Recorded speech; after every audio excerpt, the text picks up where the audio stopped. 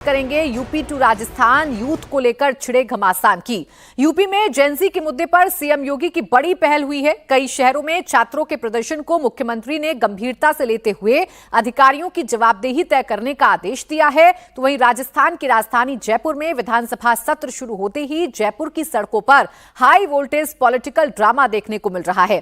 कांग्रेस के विधायक लगातार शिक्षा विभाग के नए आदेश के खिलाफ प्रदर्शन कर रहे हैं। विधायकों का कहना है कि सरकार स्कूलों में फोटो वीडियो पर प्रतिबंध और बाहरी व्यक्तियों के प्रवेश पर पाबंदी स्कूलों की जमीनी हकीकत को छिपाने के लिए लगा रही है।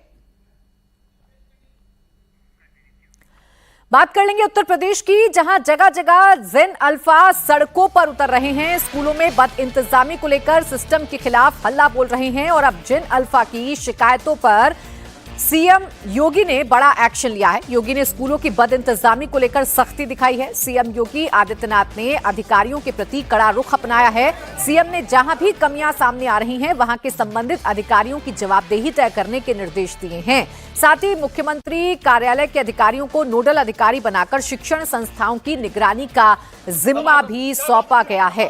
दरअसल लखनऊ, उन्नाव, आजमगढ़, हमीरपुर, कन्नौज, फतेहपुर, मुरादाबाद, अमेठी, महोबा ये वो जिले हैं जहां जेन अल्फा सड़कों पर उतरकर स्कूलों में हो रही बदइंतजामी के खिलाफ हल्ला बोल रहे हैं। और अब इसी विरोध प्रदर्शन को देखते हुए मुख्यमंत्री योगी आदित्यनाथ ने जेन अल्फा के लिए अधिकारियों को निर्देश दिया है। अधिकारियों को यह कहा गया है कि जो भी समस्याएं हैं, जो भी परेशानी इस जनरेशन के सामने आ रही है, स्कूलों को लेकर ये जितनी शिकायतें कर रहे हैं उन शिकायतों को देखा जाए, परखा जाए। विशाल प्रताप सिंह मेरे सहयोगी इस वक्त जुड़ गए हैं ज्यादा जानकारी के साथ। विशाल, ये कितना बड़ा फैसला मुख्यमंत्री का है और इसका क्या प्रभाव उत्तर प्रदेश में पड़ने जा रहा है?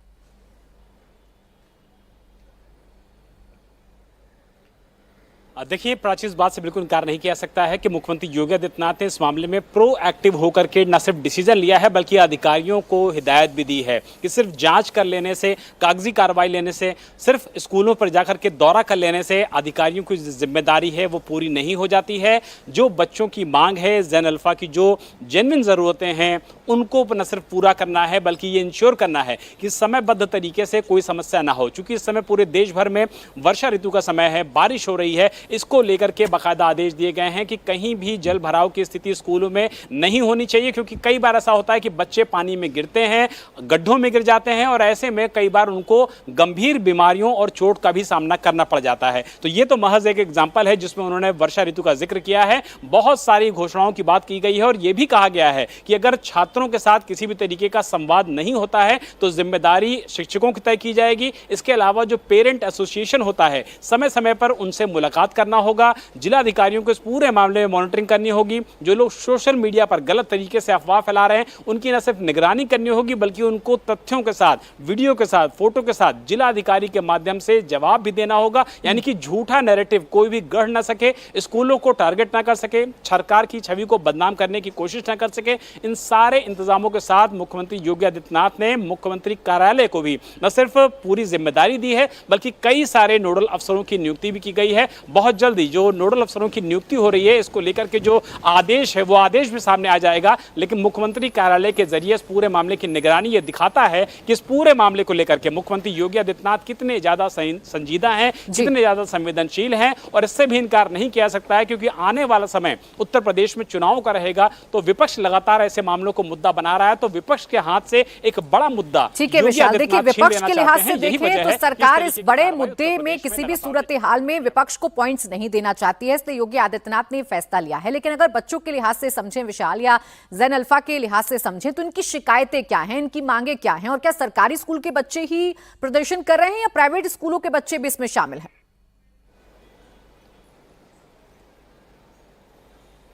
प्राची, मोस्टली अभी तक जो 8 से 9 जनपदों की बात सामने आई है उसमें सर्वोदय विद्यालय हैं। चाहे उसमें लखनऊ की ही बात कर लिया जाए, एक बार छात्राएं सड़कों पर उतरती हैं अपनी जेन्युइन डिमांड्स को लेकर के, एक बार छात्र उतरते हैं। फतेहपुर की बात कर लिया जाए, अमेठी की बात करें, उन्नाव की बात करें, आजमगढ़ की बात करें, कन्नौज की बात करें तो ज्यादातर जो बुनियादी सुविधाएं हैं छात्र उन्हीं की मांग कर रहे हैं कि उनके स्कूल में पंखे हों, उनके स्कूल में लाइट्स हों, उनके स्कूल में शिक्षकों की कमी ना होने पाए, उनके स्कूल में साफ सफाई की व्यवस्था हो और जो वाटर कूलर लगे हैं उनकी नियमित तौर पर सफाई हो। तो ये कुछ ऐसी चीजें हैं जो ठीक है कि विशाल, लग्जरी में बिल्कुल मूलभूत नहीं आती, सुविधाओं की genuine मांग ही ये demands हैं। बच्चे कर रहे हैं, और जब स्कूलों में पढ़ने के लिए जाते हैं ऐसी सुविधाएं ही इनको नहीं मिलेंगी तो जाहिर बात है बच्चों की पढ़ाई पर भी प्रभाव पड़ता है। शुक्रिया आपका तमाम जानकारी के लिए विशाल। वहीं जेनजी के मुद्दे पर आज राजस्थान में प्रोटेस्ट हो रहा है। राजस्थान में आज से विधानसभा का सत्र शुरू हुआ है। सत्र के पहले दिन कांग्रेस के विधायक प्रदर्शन कर रहे हैं, विधानसभा के बाहर धरने पर बैठ गए हैं। कांग्रेस के विधायक कह रहे हैं कि सरकार जेनजी आंदोलन पर चर्चा नहीं करना चाहती, सरकार जेनजी की बात नहीं सुन रही है, इसीलिए प्रोटेस्ट करना पड़ रहा है। सारे कांग्रेस के जो विधायक हैं वो बैठ गए हैं विधानसभा के गेट के बाहर, धरने पर बैठ चुके हैं। गेट खुल नहीं रहा है, लोग धरने पर बैठ गए हैं और हंगामा जारी है। और इस बार ये जेनजी और शिक्षा के मुद्दे पर विधानसभा सत्र शुरू होने से पहले ऑपोजिशन ने सरकार को घेरा है और हंगामा जबरदस्त हो रहा है, जिसको कि लास्ट प्रायोरिटी लिया जा रहा है। शिक्षा के मुद्दे रोका पर जा इस बार आप लोग इस गेट से नहीं जाएंगे, उस गेट से जाएंगे, ये कौन सा कानून? हमारी मर्जी होगी जिस गेट से जाएंगे, गाड़ी लेके थोड़ी जा रहे हैं। तो आप देखिए इस समय धक्का मुक्की चल रही है यहाँ पर, हाथ में पोस्टर लेके यहाँ पर मौजूद है तमाम जितने भी कांग्रेस के नेता हैं। वो ये कहने दरअसल भारी सुरक्षा यहाँ पर लगाई गई है युवाओं के समर्थन में, शिक्षा नीति के विरोध में, शिक्षा मंत्री के विरोध में, और शिक्षा मंत्री जो कानून लेके आए उनके विरोध में हम यहाँ पैदल मार्च हमने किया है। और अगर ये इस तरह की हठधर्मिता करेंगे तो एक दिन सत्र नहीं चला पाएंगे, ये मैं आगाह कर देना चाहता हूँ। जेनजी के समर्थन में ये विरोध प्रदर्शन है और आप देखिए ये विरोध प्रदर्शन जबरदस्त हो रहा है। और इस विरोध प्रदर्शन में तमाम जो विधायक हैं, कांग्रेस के ऑपोजिशन हैं, वो यहाँ पर मौजूद हैं। भारी एसटीएफ लगा दी गई है, भारी पुलिस बल लगाया गया है और जम के हंगामा हो रहा है। दरअसल इनका यही कहना है कि किसी भी सूरत में जो आदेश निकला है वो आदेश मान्य नहीं है कि स्कूलों में कोई वीडियोग्राफी नहीं होगी, किसी को कवरेज नहीं करने दिया जाएगा। मूक बधिर पोदार स्कूल से इन्होंने पैदल मार्च करने का निर्णय लिया और उसके बाद जब बैरिकेड्स लगाए गए, रोका गया, तो यहाँ पर आके सारे कांग्रेस के विधायक रुक गए। दरअसल इनको एंट्री दूसरे गेट से दी जानी है जैसा कि सरकार के तमाम लोगों का कहना है। और इसी वजह से जो कांग्रेस के नेता हैं, उनके जो समर्थन में जो लोग आए थे, उनको यहाँ पे रोका गया और उसके लिए विधानसभा के बाहर भारी पुलिस बल और एसटीएफ यहाँ पर लगा दिया गया है। लेकिन कांग्रेस के नेताओं ने खुल के कहा है कि विरोध प्रदर्शन जेनजी के समर्थन में है और इस जेनजी के समर्थन को लेकर ये विरोध प्रदर्शन जारी रहेगा। प्रदेश अध्यक्ष गोविंद सिंह डोटासरा जी मौजूद हैं। सर, इस बार जेनजी के समर्थन में आप लोग उतर आए हैं और ऑपोजिशन जो है जेनजी के समर्थन में सरकार को घेर रहा है, सड़क पर फुल मूड में है इस बार सरकार को घेरने के लिए। जेनजी के समर्थन में पूरा ऑपोजिशन आ गया है। देखिए, जेनजी हमारे आने वाली भारत है, हमारा कल का भारत है। अगर उनकी कोई जायज समस्या है तो उसके ऊपर देश में, प्रदेशों में चर्चा होनी चाहिए। आप बताइए, झारखंड में 12 साल की परीक्षाओं को निरस्त करके दोबारा जांच की जा सकती है, तो क्या दिल्ली में बैठी हुई मोदी सरकार, केंद्र के द्वारा हुई तमाम परीक्षाओं की, और राजस्थान के अंदर राजस्थान की सरकार 12 साल में, जिसमें 5 साल हमारे भी हैं, उनके 5 साल और 2 साल, ये क्या सबकी जांच नहीं करा सकती? राजस्थान विधानसभा के नेता प्रतिपक्ष टीकाराम के नेतृत्व में कांग्रेस के विधायक प्रोटेस्ट कर रहे हैं। टीकाराम का आरोप है कि सरकार मनमर्जी कर रही है, बच्चों के लिए स्कूलों में पर्याप्त व्यवस्थाएं नहीं है। अगर उसे कोई उजागर करता है, फोटो वीडियो लेता है तो उस पर एक्शन लेने और पॉक्सो एक्ट लगा देने तक की चेतावनी दी जा रही है। इसके खिलाफ कांग्रेस पार्टी प्रोटेस्ट कर रही है। नेता प्रतिपक्ष टीकाराम जूली हमारे साथ मौजूद हैं, गेट के बाहर खड़े, हाथ में तख्ती है, नन्हे मुन्नो करे पुकार, हमारी मांगे सुनो सरकार। शिक्षा के मुद्दे पर सरकार को घेर रहे हैं इस बार। आज बात करना चाहते हैं, अभी तो अंदर ही नहीं जाने दे रहे। देखो, आप लोकतंत्र के अंदर विधायकों को विधानसभा में अंदर आने से रोकना विशेषाधिकार हनन है, और हम सारे विधायक खड़े हैं, गेट बंद है। क्यों बंद है? इसी गेट से जाते हम, आखिरी दिन जब गए थे इसी से गए थे, तो आज क्यों जाने से रोक रहे हैं? पूछा आपने क्यों रोक? अभी तो बताएं, जब तो अभी तो धक्का देके भगा रहे हैं हम लोग। उधर स्कूल से मार्च करके निकले हैं, क्या मांगे थी? आप कह रहे थे कि कवरेज करने से रोक। स्कूल तो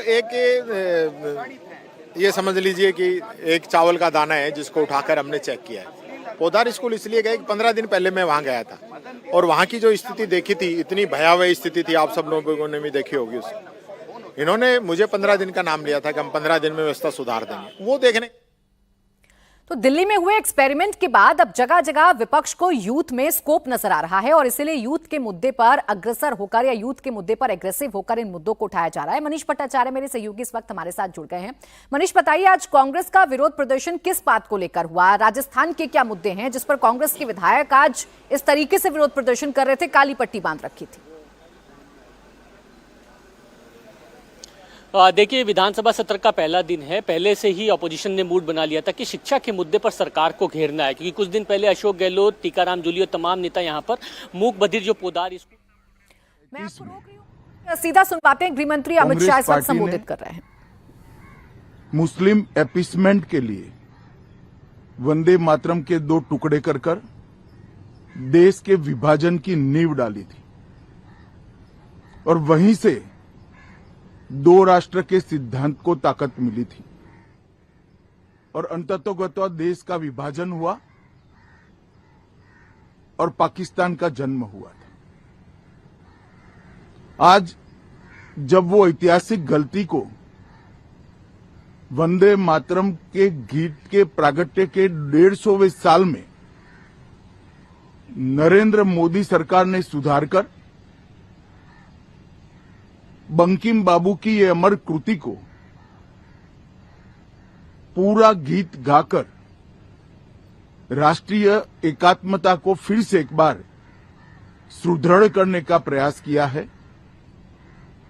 और सभी सरकारी फंक्शंस में इसको पूर्ण रूपेण गाने का जो निर्णय किया है, वो निर्णय को कानूनी जामा भी पहनाया है।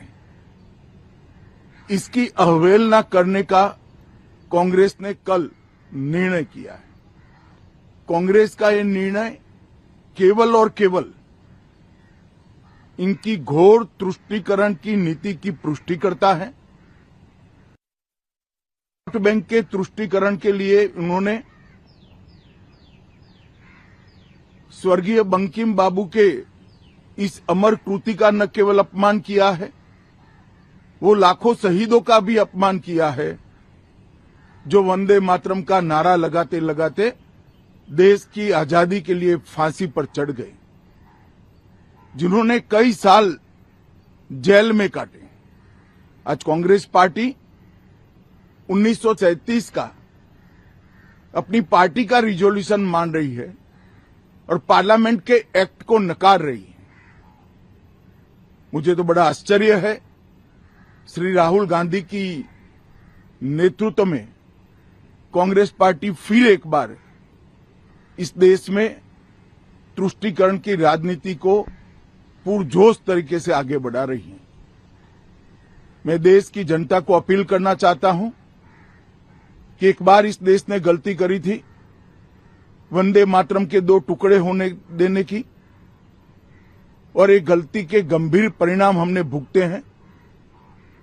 अब देश की जनता एकजुट हो और कांग्रेस पार्टी के इस फैसले के खिलाफ आवाज बुलंद करे कि अब इस देश में तुष्टीकरण की राजनीति नहीं चलेगी। ये आजाद देश है। आजादी के 80 साल के बाद 1937 में जो फैसला कांग्रेस ने किया था, जिसको नरेंद्र मोदी जी ने सुधारा है, उसके सामने का कोई विरोध इस देश की जनता नहीं सहन करेगी। भारतीय जनता पार्टी कांग्रेस पार्टी के इस फैसले की कड़ी निंदा करती है और हम इसका जनता के बीच में और विधायी सदनों में भी पुरजोश विरोध करेंगे। तो गृह मंत्री अमित शाह ने बड़ा हमला कांग्रेस पर बोला और कहा कि कांग्रेस ने तुष्टीकरण की नई नीति बना ली है। वंदे मातरम का विभाजन एक बार फिर से कांग्रेस ने कर दिया है। 1937 में कांग्रेस ने किया था और एक बार फिर से यही कांग्रेस कर रही है। ये मुस्लिम तुष्टीकरण की राजनीति है जो कांग्रेस कर रही है और कांग्रेस को देश की जनता माफ नहीं करेगी वंदे मातरम के 2 टुकड़े करने के लिए। एक बार फिर से आपको सुनवाते हैं गृह मंत्री ने क्या कहा। कांग्रेस पार्टी की कार्यसमिति ने एक आश्चर्यजनक और देश विरोधी फैसला लिया है। उन्होंने अपनी पार्टी के 37 के रिजोल्यूशन को फॉलो करते हुए महान वंदे मातरम गीत के दो ही छंद गाने का फैसला किया है। मैं इस समय पर पूरे देश को याद कराना चाहता हूं कि 1937 में कांग्रेस पार्टी ने मुस्लिम अपीसमेंट के लिए वंदे मातरम के दो टुकड़े कर देश के विभाजन की नींव डाली थी और वहीं से दो राष्ट्र के सिद्धांत को ताकत मिली थी और अंततोगत्वा देश का विभाजन हुआ और पाकिस्तान का जन्म हुआ था। आज जब वो ऐतिहासिक गलती को वंदे मातरम के गीत के प्रागट्य के 150वें साल में नरेंद्र मोदी सरकार ने सुधारकर बंकिम बाबू की ये अमर कृति को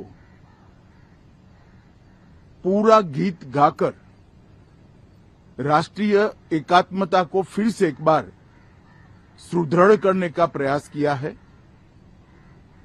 और सभी सरकारी फंक्शंस में इसको पूर्ण रूपेण गाने का जो निर्णय किया है वो निर्णय को कानूनी जामा भी पहनाया है। इसकी अवहेलना करने का कांग्रेस ने कल निर्णय किया है। कांग्रेस का ये निर्णय केवल और केवल इनकी घोर तुष्टीकरण की नीति की पुष्टि करता है। वोट बैंक के तुष्टीकरण के लिए उन्होंने स्वर्गीय बंकिम बाबू के इस अमर कृति का न केवल अपमान किया है, वो लाखों शहीदों का भी अपमान किया है जो वंदे मातरम का नारा लगाते लगाते देश की आजादी के लिए फांसी पर चढ़ गए, जिन्होंने कई साल जेल में काटे। आज कांग्रेस पार्टी 1937 का अपनी पार्टी का रिजोल्यूशन मान रही है और पार्लियामेंट के एक्ट को नकार रही है। मुझे तो बड़ा आश्चर्य है, श्री राहुल गांधी की नेतृत्व में कांग्रेस पार्टी फिर एक बार इस देश में तुष्टीकरण की राजनीति को पुरजोश तरीके से आगे बढ़ा रही है। मैं देश की जनता को अपील करना चाहता हूं कि एक बार इस देश ने गलती करी थी वंदे मातरम के दो टुकड़े होने देने की और एक गलती के गंभीर परिणाम हमने भुगते हैं। अब देश की जनता एकजुट हो और कांग्रेस पार्टी के इस फैसले के खिलाफ आवाज बुलंद करे कि अब इस देश में तुष्टीकरण की राजनीति नहीं चलेगी। ये आजाद देश है। आजादी के 80 साल के बाद 1937 में जो फैसला कांग्रेस ने किया था, जिसको नरेंद्र मोदी जी ने सुधारा है, उसके सामने का कोई विरोध इस देश की जनता नहीं सहन करेगी। भारतीय जनता पार्टी कांग्रेस पार्टी के इस फैसले की कड़ी निंदा करती है और हम इसका जनता के बीच में और विधायी सदनों में भी पुरजोश विरोध करेंगे। तो वंदे मातरम पर भारतीय जनता पार्टी कांग्रेस को घेरने की पूरी रणनीति तैयार कर चुकी है। गृहमंत्री अमित शाह ने बता दिया है कि 1937 में जो कांग्रेस ने किया वो 2026 में कांग्रेस को दोहराने नहीं देंगे। ये वंदे मातरम का अपमान है, ये एक बार फिर से विभाजनकारी नीति है और मुस्लिम तुष्टीकरण की राजनीति है। अब आइए आपको ये बताते हैं कि इस मसले पर विवाद क्यों बढ़ता जा रहा है। दरअसल पहले 15 अगस्त को कांग्रेस मुख्यालय में राष्ट्रगीत का अपमान हुआ, फिर गोवा में कांग्रेस के कार्यक्रम में कांग्रेस अध्यक्ष मल्लिकार्जुन खड़गे ने आधा वंदे मातरम ही गाया और अब इसे लेकर कांग्रेस वर्किंग कमेटी ने नया फैसला लिया है, जिसके बाद विवाद और बढ़ गया है। कांग्रेस वर्किंग कमेटी ने फैसला किया है कि कांग्रेस के कार्यकर्ता वंदे मातरम को लेकर 1937 के प्रस्ताव को ही मानेंगे, यानी कांग्रेस के कार्यक्रमों में वंदे मातरम के शुरू के 2 स्टैंजा ही गाए जाएंगे, पूरे 6 स्टैंजा नहीं गाए जाएंगे। जबकि वंदे मातरम कानून में प्रावधान किया गया है कि वंदे मातरम अगर कोई गाएगा तो फुल वर्जन में गाएगा, यानी 2 स्टैंजा नहीं चलेंगे बल्कि 6 के 6 जो छंद हैं वो गाने होंगे। लेकिन कांग्रेस का कहना है कि 1937 में महात्मा गांधी, जवाहरलाल नेहरू, सरदार पटेल, रविंद्रनाथ टैगोर और सुभाष चंद्र बोस समेत शीर्ष नेताओं ने इस प्रस्ताव पर सहमति दी थी और वो मौजूदा सरकार द्वारा जारी नियम को नहीं मानेंगे, जिस पर लगातार जो घमासान है वो बढ़ता जा रहा है। कांग्रेस वर्किंग कमेटी में भी हम डिस्कस कर दिया। हमारा स्टैंड वेरी क्लियर है। 1937 का resolution Mahatma Gandhi ji, Pandit Jawaharlal Nehru ji, Rabindranath Tagore ji, Subhash Chandra Bose ji decided that whatever the decision they took, we will obey that decisions. We are very, very clear on that our Congress party workers will do that only. This is our decision. First 2 stands था। अब Congress working committee ने इस फैसले को लिया है तो BJP ने इसे भारत माता का अपमान बताया है। बीजेपी अध्यक्ष नितिन नवीन ने तो यहां तक कह दिया है कि कांग्रेस पार्टी आज की नई मुस्लिम लीग बन गई है। उन्होंने सोशल मीडिया प्लेटफॉर्म एक्स पर लिखा है कि कांग्रेस ने अब अपने अपमान को एक प्रस्ताव की शक्ल दे दी है। उसकी कार्य समिति ने तय किया है कि कांग्रेस के मंचों पर वंदे मातरम के केवल पहले 2 छंद ही गाए जाएंगे। जब कुछ दिन पूर्व यही अपमान एक व्यक्ति के आचरण में उजागर हुआ था, तब कांग्रेस ने उसे संयोग बताकर टाल दिया था। आज वही अपमान कांग्रेस की नीति बन चुका है। भारत माता की इस पावन वंदना का अपमान उन हजारों बलिदानियों का तिरस्कार है जिन्होंने इसी गीत को अपनी चेतना में रखकर राष्ट्र के लिए बलिदान दिया था। ये केवल एक राजनीतिक बचाव नहीं बल्कि उस वोट बैंक की भूख का प्रमाण है जिसके आगे कांग्रेस ने हर बार राष्ट्र के स्वाभिमान को गिरवी रखा है। कांग्रेस आज की नई मुस्लिम लीग बन गई है। वंदे मातरम पर कांग्रेस के फैसले को लेकर बीजेपी की तरफ से लगातार अटैक किए जा रहे हैं। इसी कड़ी में केंद्रीय मंत्री गिरिराज सिंह ने भी अटैक किया। गिरिराज सिंह ने कहा, कांग्रेस का असली चेहरा बेनकाब हो गया है। ये गांधी जी की नहीं बल्कि सोनिया की कांग्रेस है जो देश को तोड़ने में जुटी है। कांग्रेस मुस्लिम लीग बन गई। जो कल सीडब्ल्यूसी की बैठक हुई उसमें ये कहा गया कि जो 2 स्टैंजा है वही गाए जाएंगे, हम बाकी जो कानून बना है वो नहीं गाएंगे और 1937 का जो नियम है उसी को हम फॉलो करेंगे कांग्रेस की तरफ से वंदे मातरम को लेकर। आज के कांग्रेस का चेहरा बेनकाब हो गया, ऐसे तो 15 तारीख को ही बेनकाब हो गया था। राहुल गांधी, सोनिया गांधी, खड़गे जिस ढंग से नौटंकी करके बचाव किया। नई कहानी है, एक भेड़िया थी, लोगों को डराने के लिए शेर का खाल ओढ़ ली। ये कांग्रेस 1937 का खाल ओढ़ने का काम कर रही है। और आज कांग्रेस का चेहरा बेनकाब हो गया क्योंकि ये 6 स्टेंजा और 2 स्टेंजा में क्या अंतर है भैया? 2 मिनट का समय का अंतर है, लेकिन इस 2 मिनट में भारत के उन वीर सपूतों की आत्मा बसी हुई है। भारत के शौर्य की कहानी है, उसमें भारत की संस्कृति की है और भारत के संविधान का कहानी लिखा हुआ है। ये कांग्रेस अब गांधी जी का कांग्रेस नहीं है, ये सोनिया गांधी जी का कांग्रेस है, राहुल गांधी जी का कांग्रेस है। वो सोनिया गांधी जो 15 साल तक शादी के बाद भारत की नागरिकता नहीं ली, कितना घृणा होगा। हमारे यहां जब बेटी की शादी होती है, पानी ग्रहण होता है, कन्यादान होता है, उसी समय वो अपनी आत्मा, मन, तन, धन ससुराल की ओर होता है। लेकिन ये 15 साल तक घृणा करती रही। और जहां तक राहुल गांधी का सवाल है, इन पर तो दोहरी नागरिकता का केस है। इनका 12 साल का स्टेटमेंट निकाल लीजिए। 12 साल ये केवल घृणा ही किया है भारत से। पाकिस्तान की भाषा बोला, चाइना की भाषा बोला, अपने विदेश मंत्री से सहमत नहीं, चाइना के एम्बेसी की बात माना। ये जानबूझ करके अब ये भारत को तोड़ने की बात है। ठीक ही कहा, ये कांग्रेस नहीं है, मुस्लिम लीग कांग्रेस है।